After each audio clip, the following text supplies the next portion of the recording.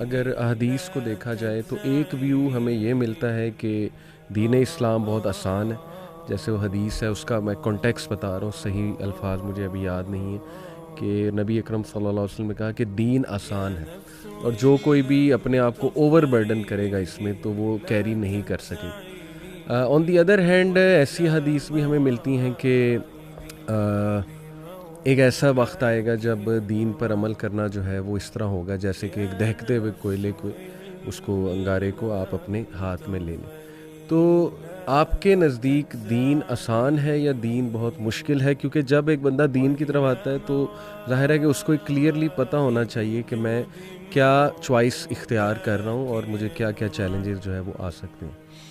محمد علی بھائی، دین کی نیچر اللہ تعالیٰ نے آسان بنائی ہے. اچھا اللہ تعالیٰ نے فرمایا سورۃ البقرہ میں آیت نمبر 186 میں، جی یرید اللہ بکم اليسر صحیح.